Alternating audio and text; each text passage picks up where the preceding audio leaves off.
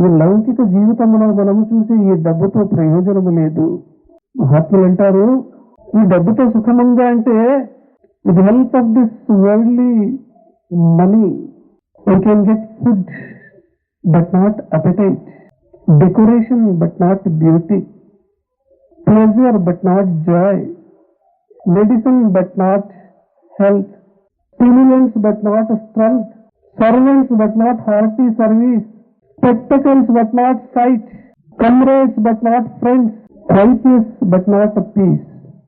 అల్పమైన స్వల్పమైన సుఖాన్ని ఆనందాన్ని ఇవ్వగలుగుతుందేమో కానీ శాశ్వతమైనటువంటి సుఖాన్ని ఈ డబ్బు ఇవ్వజాలదు. మహాత్ముల యొక్క అనుభవపూర్వకమైనటువంటి మాట ఇది.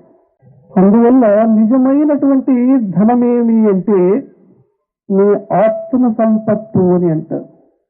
ఆ ఆత్మ సంపత్తును మనం సంపాదించుకోవాలి. వేదాంతులు, మహానుభావులు ఈ పరమ పవిత్రమైనటువంటి ఈ భూమిలో పుట్టి పెరిగి ఆ సత్యాన్ని తెలుసుకుని చాటినారు ప్రపంచానికి.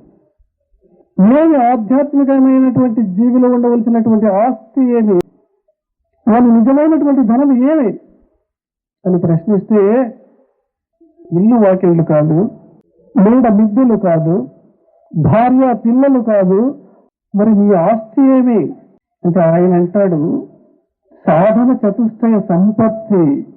ఇదే సంపద. సంపత్తి అంటే సంపద అని అర్థం. సాధన చతుష్టయ సంపత్తి అదే వేదాంతి యొక్క నిజమైనటువంటి ఆస్తి. అది ఆ సాధన పురుషుని యొక్క నిజమైనటువంటి ఆ ధనం, డబ్బు. అది ఈ 4 భాగాలుగా ఉంటాయి అని అంటారు.